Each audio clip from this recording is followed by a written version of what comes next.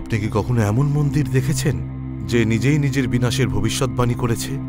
এমন এক ধাম যেখানে ঘটে প্রতি বছর এক রহস্যময়ী ঘটনা এই সংকেত দেয় যে সম্ভবত খুব তাড়াতাড়ি এই মন্দির পৃথিবী থেকে নিশ্চিহ্ন হয়ে যাবে।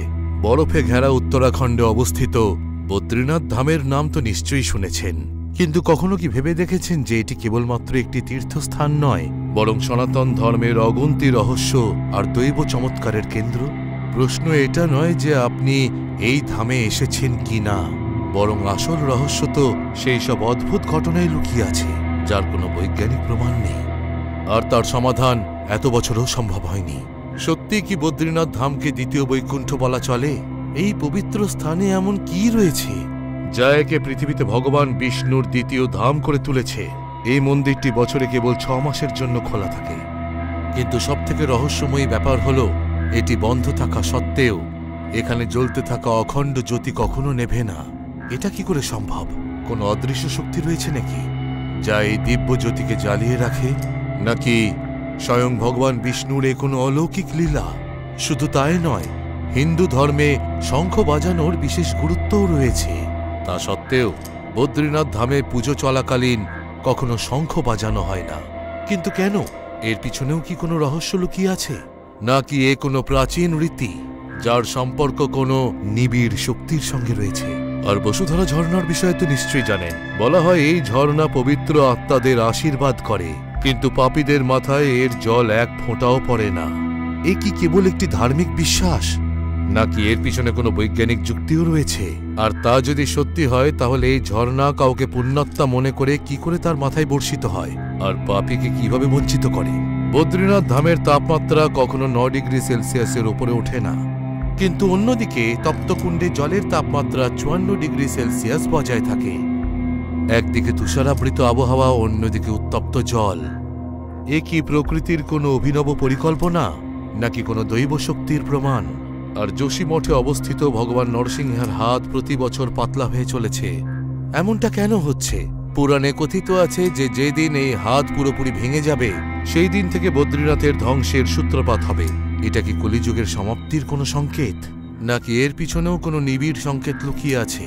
ভীমপুল, যা মহাভারতের সময়ের সাক্ষী বহন করে চলেছে, কোনো অবলম্বন ছাড়াই হাজার হাজার বছর ধরে কিভাবে রয়েছে?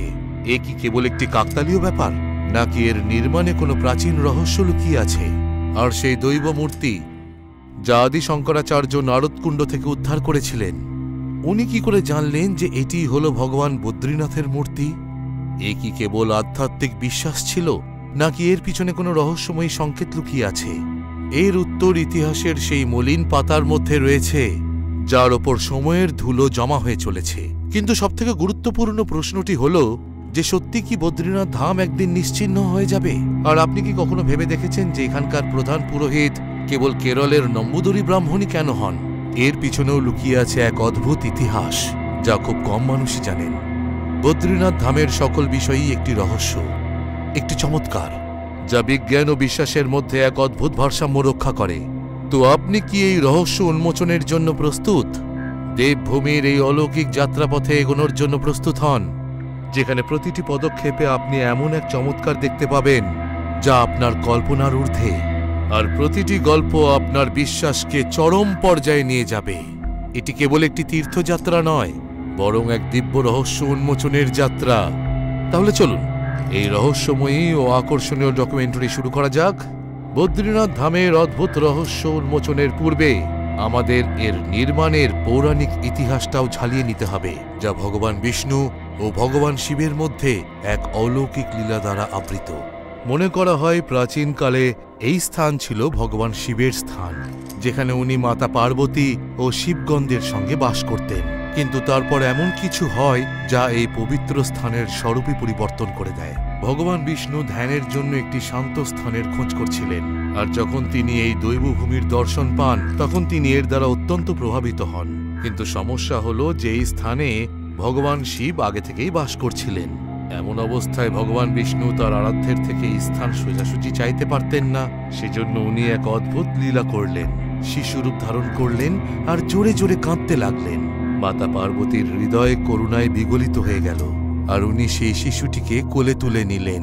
কিন্তু ভগবান শিব তক্ষুনি বুঝে গেলেন যে এ কোনো সাধারণ বালক নয়, বরং স্বয়ং বিষ্ণু। ভগবান শিব মাতা পার্বতীকে বোঝানোর চেষ্টা করলেন যে শিশুটির কান্না আপনা আপনি থেমে যাবে, কিন্তু মাতার বাৎসল্য জাগ্রত হল আর উনি তাকে শান্ত করার চেষ্টা করলেন। আর ঠিক তখনই ভগবান বিষ্ণু তার লীলার দ্বিতীয় পর্যায় শুরু করলেন। যেই মাতা পার্বতী শিশুটিকে নিয়ে ভিতরে গেলেন, বিষ্ণু দরজা বন্ধ করলেন আর ভিতর থেকে বলে উঠলেন যে এখন থেকে উনি এই স্থানেই বাস করবেন আর ভক্তদের দর্শন দেবেন।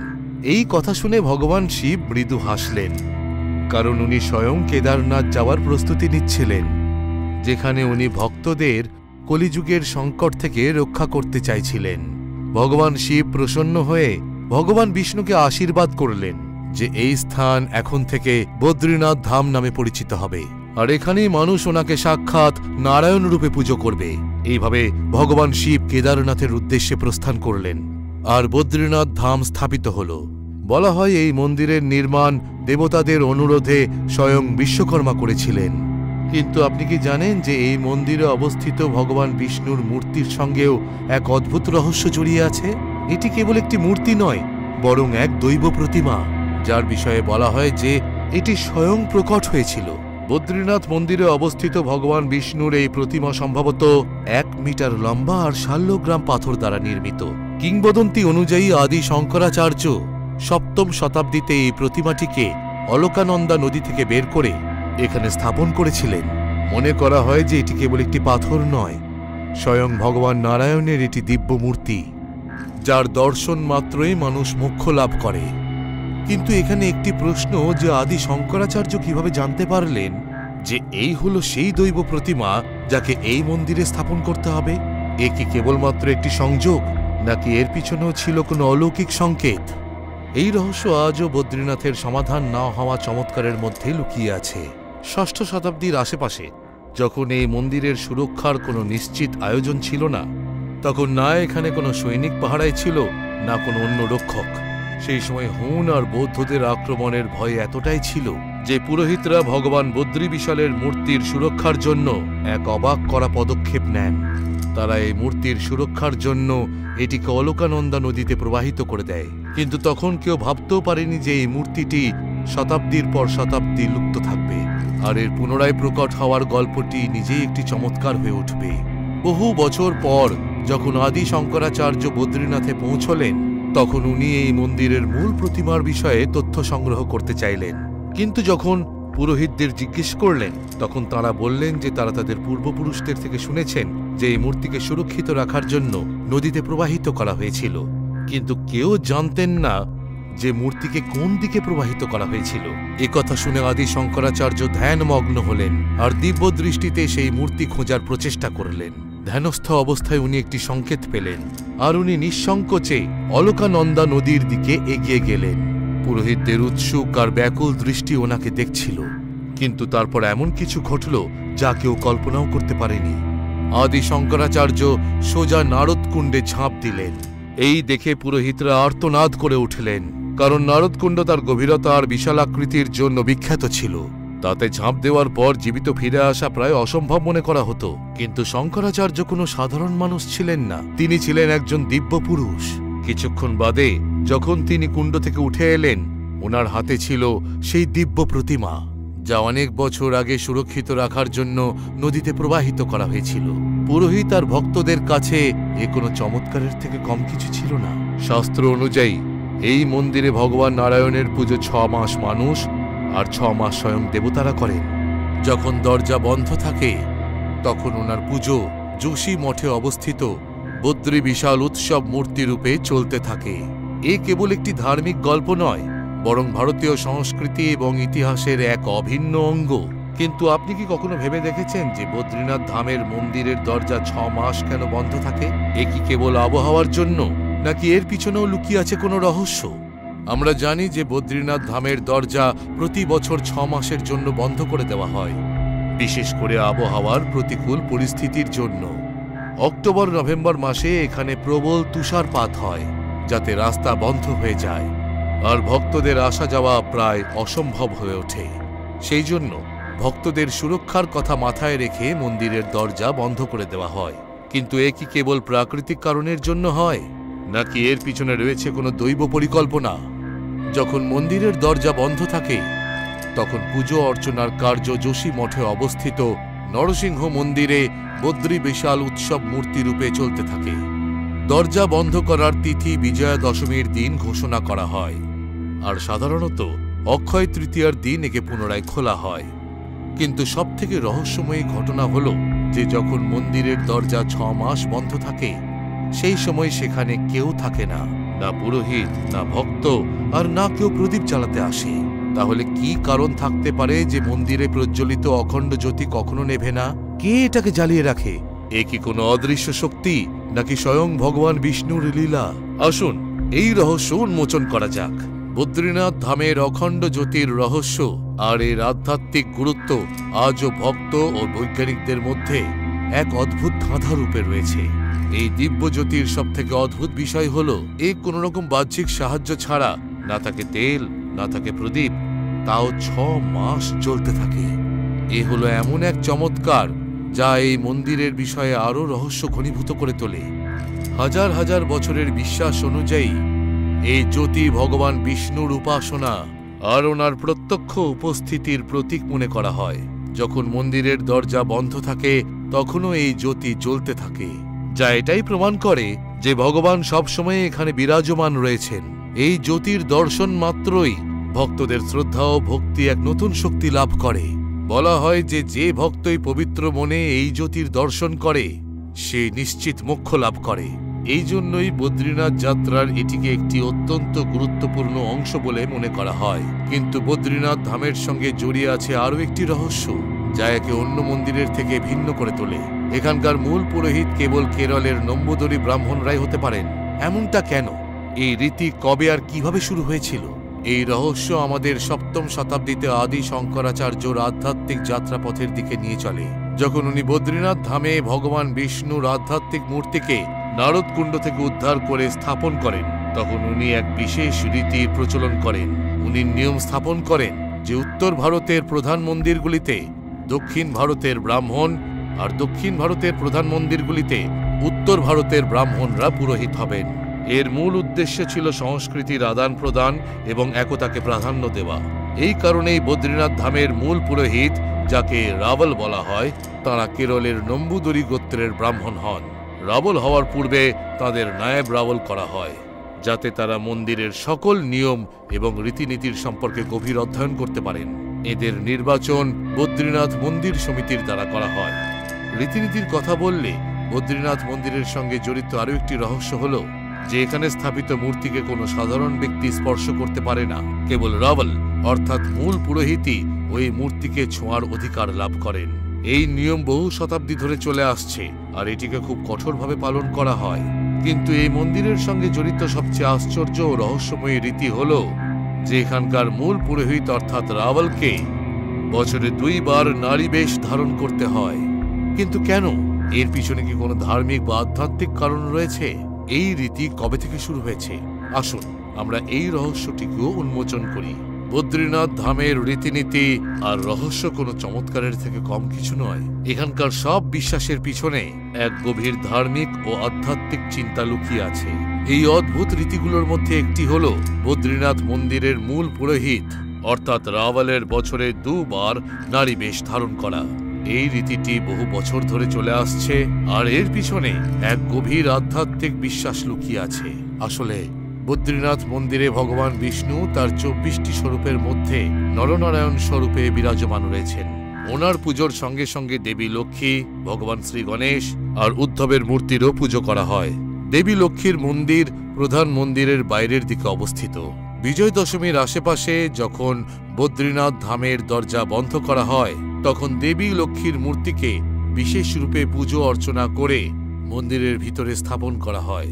রীতি অনুযায়ী যখন বসন্ত পঞ্চমীর দিনে মন্দিরের দরজা খোলার মুহূর্তের সিদ্ধান্ত নেওয়া হয় তখন মূল পুরোহিতকে স্বয়ং মাতা পার্বতীর রূপ ধারণ করে দেবী লক্ষ্মীকে মন্দিরের বাইরে বের করে আনার রীতি পালন করা হয়।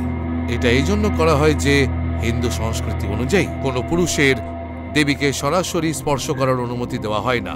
সেই জন্য রাবল দেবী লক্ষ্মীর সখী রূপে নিজেকে তৈরি করে এনে ওনাকে মন্দিরে পুনরায় স্থাপন করে। বদ্রীনাথ ধামের রহস্যময় কাহিনী এখানেই শেষ হচ্ছে না। এই পবিত্র ভূমির সকল জায়গায় এক একটি চমৎকার লুকিয়ে আছে। এমনই এক অদ্ভুত স্থান হল বসুধারা ঝর্ণা, যা বদ্রীনাথ ধাম থেকে প্রায় 4 কিলোমিটার দূরে অবস্থিত। এই ঝর্ণা প্রায় 400 ফুট উঁচু থেকে পড়ে, আর এর জল অত্যন্ত শীতল আর পবিত্র বলে মনে করা হয়। কিন্তু এর বিষয়ে বলা হয় যে এর জল কেবলমাত্র পুণ্যাত্মাদের মাথাতেই পড়ে। এই বিশ্বাস মহাভারতের সময় থেকে চলে আসছে। বলা হয় যে যখন কুরুক্ষেত্রের যুদ্ধ শেষ হল, তখন পাণ্ডবরা তাদের অন্তিম যাত্রা স্বর্গারোহণ পর্বের মধ্য দিয়ে যাচ্ছিলেন। সেই সময় তারা বসুধারা ঝর্ণার কাছে এসে বিশ্রাম করেন। বলা হয় যে পঞ্চপাণ্ডবের মধ্যে সহদেব নাকি এখানেই শেষ নিঃশ্বাস ত্যাগ করেন। এটা বলা হয় যে এই ঝর্ণা সবার মাথার ওপর পড়ে না। যদি কোনো ব্যক্তি জীবনে পাপ করে থাকে, তার মনে কুচিন্তার আশ্রয় হয়, তাহলে এই ঝর্ণার জলের একটি ফোঁটাও তার শরীরকে স্পর্শ করে না। কেবল তারাই এই ঝর্ণার জল অনুভব করতে পারবেন যাদের হৃদয় কলঙ্কহীন আর পবিত্র হয়। এমনটা কেন হয়? এ কি কেবল একটি ধার্মিক বিশ্বাস, নাকি এর পিছনে কোনো বৈজ্ঞানিক যুক্তিও আছে? অনেকে বলেন যে এই ঝর্ণার জল অনেক উঁচু থেকে পড়ার জন্য বায়ুতে ক্ষুদ্র ক্ষুদ্র কণায় পরিবর্তিত হয়, যেগুলো খুব হালকা হয় আর তাদের উপরেই পড়ে, যারা ঝর্ণার সঠিক স্থানে থাকে। কিন্তু স্থানীয় ভক্তরা একে একটি দিব্য সংকেত মনে করে, একটি পরীক্ষা যে কে পুণ্যাত্মা আর কে নয়। এই রহস্যই এই ঝর্ণাটিকে অত্যন্ত চমৎকারী আর আকর্ষণীয় করে তোলে। কিছু কিংবদন্তি অনুযায়ী এই ঝর্ণা একটি সাধারণ ঝর্ণা নয়, বরং এটি হলো স্বর্গের প্রবেশদ্বার। এই কথায় কি কোনো সত্য আছে? বসুধারা ঝর্ণার উৎপত্তি স্থল কি অন্য কোথাও? আসুন এই রহস্যটিকেও উন্মোচন করা যাক। বদ্রীনাথ ধামের সকল স্থান নিজের মধ্যে অনেক রহস্য সমাহিত করে রেখেছে। সে অখণ্ড জ্যোতি হোক, বসুধারা ঝর্ণাই হোক, অথবা ভীমপুল, এখানকার সকল স্থান পৌরাণিক কাহিনী আর চমৎকার ঘটনা দ্বারা আবৃত। বদ্রীনাথ ধাম থেকে কিছুটা দূরে অবস্থিত ভীমপুল একটি অদ্ভুত নির্মাণ কার্য, যা কেবল নিজের বিশাল আকারের জন্য আকর্ষণ কেন্দ্র নয়, বরং এর পৌরাণিক গুরুত্বও একে বিশেষ করে তোলে। এই পুলটি একটি বিশেষ শিলা দ্বারা নির্মিত, যা দেখে সকলেই আশ্চর্যান্বিত হয়ে যায়। মহাভারত অনুযায়ী যখন পাণ্ডবরা স্বর্গারোহণে বেরিয়েছিলেন, তখন তাদের সরস্বতী নদীর কাছে যেতে হতো। এই নদী প্রবল বেগে বয়ে চলেছিল, যার ফলে দ্রৌপদী ও অন্যান্য পাণ্ডবরা এগোতে পারছিল না। তখন মহাবলী ভীম নিজের শক্তি প্রদর্শন করে একটি বড় শিলাকে তুলে নদীর দুই দিক বরাবর রেখে দেয়। এইভাবে একটি প্রাকৃতিক পুল তৈরি হয়, যার ফলে পাণ্ডবরা সামনের দিকে এগোতে পেরেছিল। সবচেয়ে আশ্চর্যজনক তথ্য হল যে ভীমপুলে আজও 5টি আঙুলের দাগ দেখতে পাওয়া যায়। এমনটা বলা হয় যে যখন ভীম এই শিলা তুলেছিল, তখন ওনার শক্তি আর চাপের জন্য এই শিলার গায়ে ওনার 5টি আঙুলের দাগ ছেপে যায়, যা আজও ভক্তদের কাছে একটি রহস্যের বিষয়। এই পুল আজও অজস্র ভক্ত ও পর্যটকদের যাতায়াতের একমাত্র মাধ্যম। এটি কেবল মহাভারতের সময়ের একটি নিদর্শন নয়, বরং এটাই প্রমাণ করে যে প্রাচীনকালেও এমন অনেক অদ্ভুত ঘটনা ঘটেছিল, যা মানুষের শক্তি আর তার আস্থার পরিচয় বহন করে চলেছে। বদ্রীনাথ ধামে ভক্তদের যে প্রসাদ দেওয়া হয়, তার মধ্যেও এক রহস্য লুকিয়ে আছে। এই মন্দিরে তুলসীর প্রসাদ বিতরণ করা হয়, যা অন্যান্য মন্দিরের প্রসাদের থেকে আলাদা। বদ্রীনাথ মন্দিরে অর্পণ করা তুলসীর প্রসাদের বিশেষত্ব হল যে এটি কখনো খারাপ হয়ে যায় না। আপনি এই প্রসাদকে যতদিনই রাখুন না কেন, এটা না খারাপ হয়ে যায় আর না কখনো এর সুগন্ধ চলে যায়। এই তুলসী প্রসাদ বিশেষ রূপে ভগবান বদ্রীনাথকে অর্পণ করার পরেই ভক্তদের মধ্যে বিতরণ করা হয়। বলা হয় এই প্রসাদ গ্রহণ করলে শারীরিক ও মানসিক পবিত্রতা লাভ করা যায়। বৈজ্ঞানিক দৃষ্টিভঙ্গিতে দেখলে তুলসীর মধ্যে অনেক ওষুধের গুণ থাকে, যাতে এটা তাড়াতাড়ি খারাপ হয়ে যায় না। তুলসীর অ্যান্টিব্যাকটেরিয়াল এবং অ্যান্টিঅক্সিডেন্ট গুণ একে অনেক দিন পর্যন্ত সতেজ রাখে। কিন্তু ভক্তরা একে কেবল ভগবান বদ্রীনাথের কৃপা মনে করে, যা এই প্রসাদকে বিশেষ করে তোলে। সত্যি কি ভীম সেই বিশাল শিলাকে তুলে এই পুল নির্মাণ করেছিলেন? সত্যি কি তুলসীর প্রসাদ কখনো নষ্ট হয় না, নাকি এর পিছনে কোনো বৈজ্ঞানিক কারণ রয়েছে? এই সকল রহস্য আধ্যাত্মিকতা ও বৈজ্ঞানিক যুক্তির মধ্যে একটি গ্রন্থি, যার উত্তর আজও খোঁজা হচ্ছে। বদ্রীনাথ ধামে আসা ভক্তরা এখান থেকে প্রসাদ রূপে তুলসী নিয়ে যায়। এই তুলসীর বিশেষত্ব হল যে এটা ঠান্ডা আবহাওয়াতেই পাওয়া যায়, আর এর সুগন্ধ অনেক মাস পর্যন্ত থাকে।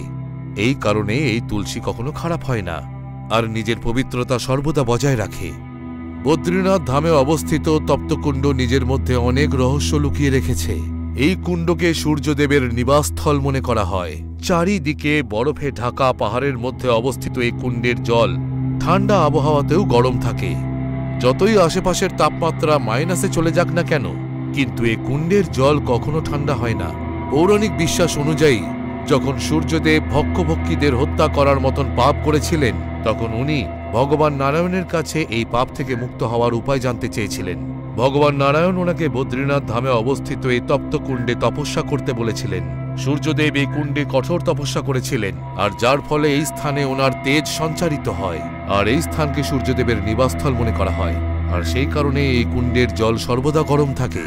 আশ্চর্যের ব্যাপার হলো, এই কুণ্ডের জল বাইরে থেকে ছুলে খুব গরম মনে হয়, কিন্তু যখন কেউ এতে স্নান করে তখন এর তাপমাত্রা শরীরের তাপমাত্রার সঙ্গে ভারসাম্য বজায় রাখে। স্নান করলে শরীর পুড়ে যায় না, বরং শরীরে এক নতুন শক্তির সঞ্চার হয়। মনে করা হয় এই কুণ্ডে স্নান করলে চর্মরোগ থেকে মুক্তি পাওয়া যায়, আর শরীরে নতুন শক্তির সঞ্চার হয়। বদ্রীনাথ ধামে আরও একটি রহস্য লুকিয়ে আছে, যা শঙ্খ বাজানোর সঙ্গে যুক্ত। সনাতন ধর্মে শঙ্খের বিশেষ গুরুত্ব রয়েছে। সমুদ্র মন্থন থেকে প্রাপ্ত 14টি রত্নের মধ্যে একটি ছিল শঙ্খ, কিন্তু বদ্রীনাথ ধামে শঙ্খ বাজানোই নিষেধাজ্ঞা রয়েছে। বলা হয় যে বদ্রীনাথ ধামের প্রাঙ্গণে অবস্থিত তুলসী ভবন নামক স্থানে মাতা লক্ষ্মী একবার ধ্যানমগ্ন অবস্থায় ছিলেন। সেই সময় ভগবান বিষ্ণু শঙ্খচূড় নামক এক অসুরকে বধ করেছিলেন। ভগবান বিষ্ণু চাননি মাতা লক্ষ্মীর ধ্যানে কোনো বিঘ্ন উৎপন্ন হোক, সেই জন্য উনি শঙ্খনাদ করেননি। তবে থেকে এই বদ্রীনাথ ধামে শঙ্খ বাজানোর রীতি সমাপ্ত হল, আর তারপর থেকে এখানে শঙ্খ না বাজানোর প্রথা চলে আসছে। বদ্রীনাথ ধামে প্রতি বছর লক্ষ লক্ষ ভক্ত দর্শনের জন্য আসেন আর এখানকার মাহাত্ম্য অনুভব করেন। সে তপ্তকুণ্ডের রহস্যই হোক বা শঙ্খনাদের নিষেধাজ্ঞা, বদ্রীনাথ ধামের এই রহস্য আজও ভক্তদের কাছে আস্থা আর আশ্চর্যের বিষয় হয়েই রয়েছে। বদ্রীনাথ ধাম, যা ভগবান বিষ্ণুর নিবাসস্থল হিসাবে পরিচিত, তাড়াতাড়ি নিশ্চিহ্ন হতে পারে, কিন্তু এমনটা কেন বলা হয়? এ কি কেবল একটি ধার্মিক বিশ্বাস, নাকি এর পিছনে কোনো বৈজ্ঞানিক যুক্তিও লুকিয়ে আছে? আসুন এই রহস্যটিকেও উন্মোচন করা যাক। যোশী মঠে অবস্থিত ভগবান নরসিংহের মন্দির বদ্রীনাথ ধামের সঙ্গে ওতপ্রোতভাবে জড়িয়ে আছে। বলা হয় আদি শঙ্করাচার্য যে শাল্যগ্রাম শিলা দ্বারা নির্মিত নারায়ণের পূজা করতেন, সেই পাথরেই স্বয়ং ভগবান নরসিংহ প্রকট হয়েছিলেন। ভগবান বিষ্ণুই শান্ত নরসিংহ রূপে এখানে দর্শন দিয়েছিলেন। কিন্তু এই মন্দিরের সঙ্গে জড়িত একটি রহস্যময় কাহিনী এটাও শোনা যায় যে ভগবান নরসিংহের মূর্তির একটি হাত প্রতি বছর পাতলা হয়ে চলেছে।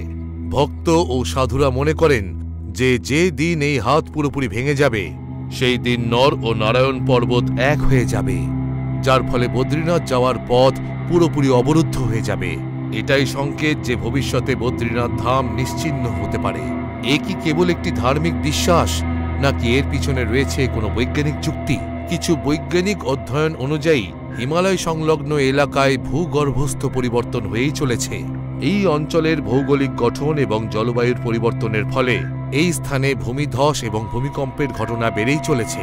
এটা সম্ভব যে ভবিষ্যতে বড় কোনো ভূমিধসের কারণে বদ্রীনাথ যাওয়ার পথ পুরোপুরি অবরুদ্ধ হয়ে যাবে। যদিও এটা ভবিষ্যতের কথা, তাই কোনো ভবিষ্যৎবাণী করা সম্ভব নয়। কিন্তু ভক্তরা মনে করে যতক্ষণ না ভগবান নরসিংহের হাত ভেঙে যাচ্ছে, ততদিন বদ্রীনাথ ধামে ভক্তদের যাওয়া আসা লেগেই থাকবে। বদ্রীনাথ ধামের সঙ্গে জড়িত এই রহস্যময়ী কথা আস্থা ও আধ্যাত্মিকতার সঙ্গে জড়িত। সত্যি কি বদ্রীনাথ ধাম একদিন নিশ্চিহ্ন হয়ে যাবে? এই প্রশ্নটি আজও ভক্ত ও বৈজ্ঞানিকদের মনে একটি প্রশ্ন হয়েই রয়ে গেছে।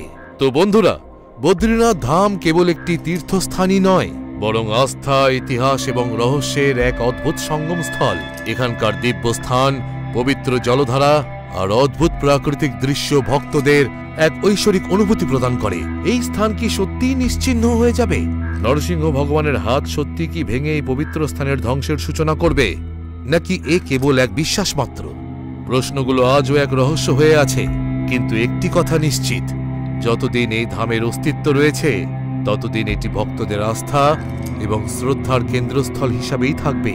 এই ধার্মিক বিশ্বাসের কোনো চমৎকার হোক বা প্রকৃতির কোনো রহস্য, বদ্রীনাথ ধামের গুরুত্ব কোনো দিন শেষ হবে না। এই ভিডিও দেখে আপনার কি মত?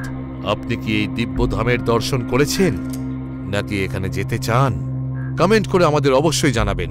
যদি এই ভিডিওটি আপনাদের পছন্দ হয়ে থাকে তাহলে অবশ্যই লাইক করুন, আপনার পরিবার ও বন্ধুদের সঙ্গে শেয়ার করুন, আর আমাদের চ্যানেলকে সাবস্ক্রাইব করতে ভুলবেন না, যাতে আমরা আপনাদের জন্য এমন অনেক অদ্ভুত ও রহস্যময়ী ঘটনা নিয়ে আসতে পারি। পুনরায় দেখা হচ্ছে এক আকর্ষণীয় ও রহস্যময়ী ডকুমেন্টারির সঙ্গে। ততক্ষণের জন্য ধন্যবাদ। হর হর মহাদেব।